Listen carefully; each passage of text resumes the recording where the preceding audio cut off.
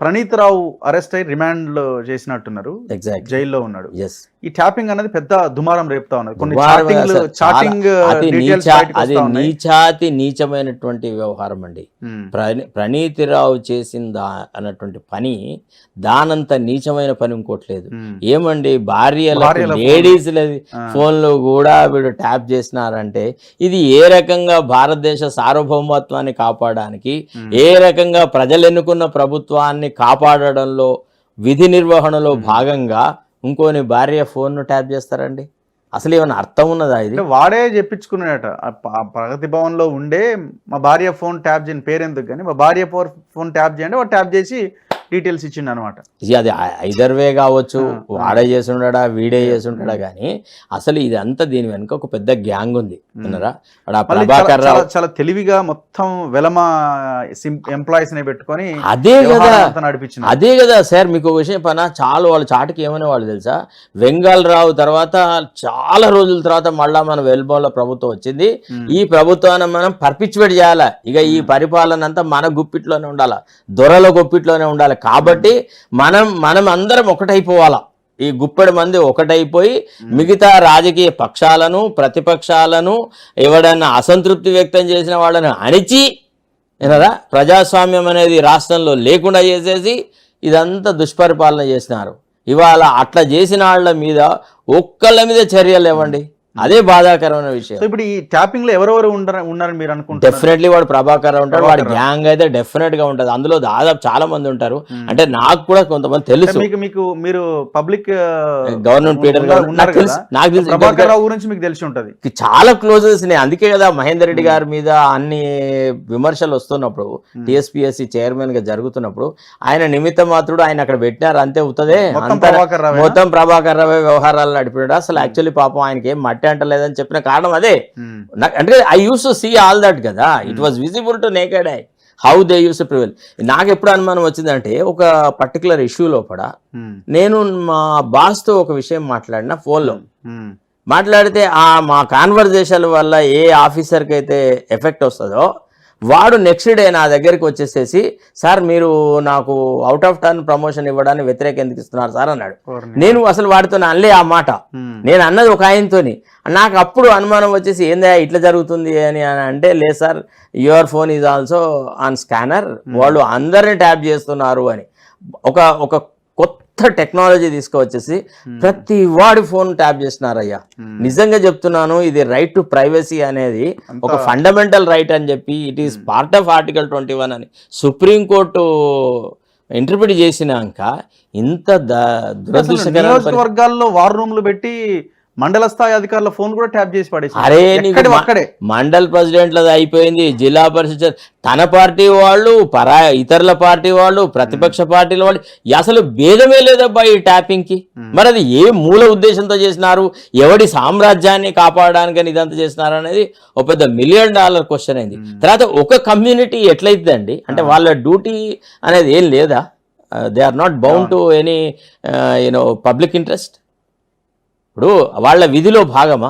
ఇప్పుడు ప్రణీత్ రావు అంటాడంట ఇంట్రాగేషన్లో ఫస్ట్ అడిగితే, మా సుపీరియర్ ఆఫీసర్స్ చెప్తే నేను చేసిన అంటాడు.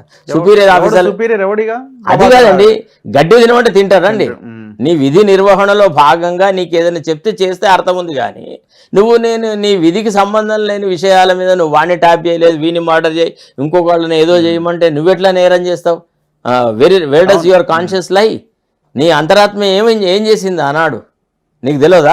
నువ్వు ఒక డ్యూటీ మైండెడ్, ఒక యూనిఫామ్ క్లాడ్ ఆఫీసరు, నువ్వు ఒక యూనిఫామ్ వేసుకున్న పోలీస్ ఆఫీసర్. ఒకవేళ గవర్నమెంట్ మారితే సిచ్యువేషన్ ఏంది? ఇప్పటికే దీని మీద ఎలిగేషన్స్ ఆరోపణలు పెద్ద ఎత్తున వస్తున్నాయి, వాళ్ళకు కూడా తెలుస్తున్నది ట్యాప్ చేస్తున్నామని ఒక కాన్సెప్ట్ ప్రతి వాడికి తెలుసు సార్, ప్రతి వాడికి తెలుసు, అందరికీ తెలుసు ట్యాప్ అవుతున్నాయి తెలియదా? ఇప్పుడు మల్లన్న మీద పెట్టి ఒక రోజు ఒక పని చేసినారు, మల్లన్న ఒక్కడే దొరికితే ఆ రోజే సావ చంపుదాం అనుకున్నారు. ఆ రోజు మల్లన్న ఆఫీసులో లేకపోవడం కనుక తప్పిపోయినాడు. మరుసటి రోజు ఎస్ఓటి ఆఫీసర్లను తీసుకువచ్చి పెట్టి అటెంప్ట్ టు మర్డర్ కేసు పెట్టినారు. పోలీస్ ఆఫీసర్లు మమ్మల్ని చంపడానికి ప్రైవేట్ వ్యక్తులు ట్రై చేసినారు అనేటువంటి ఒక ఆరోపణతోని 307 అఫెన్స్ బుక్ చేస్తే ఆ జడ్జి దగ్గర నేను ఆర్గ్యుమెంట్ డాక్యుమెంట్ చేయడానికని నేను వెళ్ళినప్పుడు నేను జడ్జి గారి కన్నా, సార్ మా ఎస్ఓటి ఆఫీసర్లు ఒక్కడు 20 మందిని ఆపుతాడు సార్, వాడి దేహదారుడ్యం అంత బాగుంటుంది, వాడిని వీలు కొట్టడం ఏందండి, ఇది ఎవడని చెప్పినా అసలు నమ్మేటట్టు లేదు, కుందేలు పెద్ద పుల్ని బెదిరించింది అన్నట్టు ఉంది సార్ అన్న. అంటే జడ్జి గారు నవ్వుడు, మీరు బాగా చెప్తున్నారంటే అవును ఎట్లా, మీరు ఒకసారి వాళ్ళ ఇన్బిల్ట్ చూడండి, వాడి బాడీ బిల్డప్ చూస్తే మీకు అర్థమవుతుంది. Those 2 officers are capable of preventing at least 10 people. Normal పోలీసులు కాదు కదా, ఎస్ఓటి పోలీసులు. అంటే నేను అనేది ఏంటంటే పూర్తిగా ప్రభుత్వ యంత్రాంగాన్ని ఒక కుటుంబాన్ని రక్షించడం కోసమే వాడుకున్నారు. లీగల్ గా ఇది ఎంత సీరియస్ కేసుగా మనం చూడాలి ట్యాపింగ్ అన్నది? వాళ్ళు పెట్టిన సెక్షన్స్ లో అయితే ఏది అబోవ్ 7 years లేవు సార్, అన్ని బిలో 7 years అఫెన్సెస్ ఉన్నాయి. సెంట్రల్ ఎంటర్ కావాల్సి ఉంటుందా అంటే కేంద్ర చట్టాలే కదా అన్ని కూడా? అంటే రఘు, నేను జర్నలిజంలో ఉన్న రోజులలో రాజీవ్ గాంధీ గారు నేతృత్వంలో అయితే ప్రభుత్వం ఉండడం పోస్టల్ బిల్ అని ఒకటి తీసుకొచ్చినాడు. అంటే ఇంటర్సెప్టింగ్ ది పోస్టేజ్ అని, అంటే పోస్టల్ కవర్లను విప్పి చూడడానికి, అంటే దేశ భద్రత అనేటువంటి ఒక అంశం మీద ఆ రకమైన అధికారాలు పోలీసులకు కట్టబెడుతూ ఒక చట్టం తీసుకొస్తే దాని మీద అప్పటి రాష్ట్రపతి జ్ఞాని జైల్ సింగ్, అప్పటి Congress party working president Kamlapati Tripathi, తర్వాత గిరీష్ జైన్ అని టైమ్స్ ఆఫ్ ఇండియా ఎడిటరు, ఇట్లాంటి బుద్ధజీవులు అందరూ అపోజ్ చేసినారు. This is nothing but intruding into privacy అని.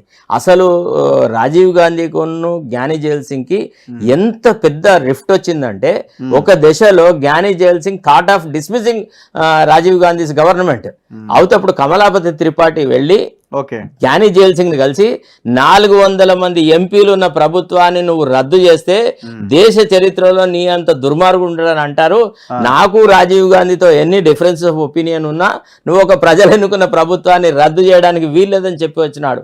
That is the level of political thinking and maturity. And if you compare them with these Lilliputians, ఈ వీళ్ళని చూస్తే, ఈ పిగ్మీలను చూస్తే చాలా బాధాకరంగా ఉంది. వీళ్ళకి అసలు రవ్వంతా కూడా రిమోర్స్ లేదండి, రవ్వంతా కూడా పశ్చాత్తాపం లేదు. అయ్యో మేము ప్రైవేట్ కాన్వర్జేషన్స్ని వింటున్నాము, వాళ్ళు ఇద్దరు భార్యాభర్తలు మాట్లాడుకునే మాటలు కూడా వింటున్నారంటే ఇంకా వీళ్ళంతా నీచమైన వాళ్ళు ఎవరు ఉన్నారండి? అంటే బెడ్రూములలోకి తొంగి చూస్తున్నారా వీళ్ళు? ఇది ప్రజాహితమా? Is it discharge of public functions? ఇప్పుడు కేసీఆర్ కూడా రెస్పాండ్ కావాలి, ఇది ఎంతవరకు కరెక్ట్ అన్నది కూడా. ఇది అంటే వీళ్ళు చెప్పాలి, ఓపెన్ గా బయటకు వచ్చి చెప్పాలి, లేదు మేము అట్లాంటివి చెయ్యం, మేము చాలా నీతి నిజాయితీ. కేసీఆర్ లో గంత నిజాయితీ ఉంటే కేసీఆర్ ఇట్లా కూలిపోకపోతుండే. అంతేలేండి, కేసీఆర్ ప్రభుత్వం ఇంత పతనమే జరగకపోతుండే. ప్రజలు ఇచ్చిన అధికారము నెత్తికెక్కి మదంతోని రాష్ట్ర యొక్క పరిపాలనని సర్వనాశనం చేసినాడు. కాబట్టి ప్రజలు తీసుకుపోయి పెద్ద మూసిలో వారేసినారు ఆయనని, ఆయన పార్టీని, ఆయన లీడర్ని.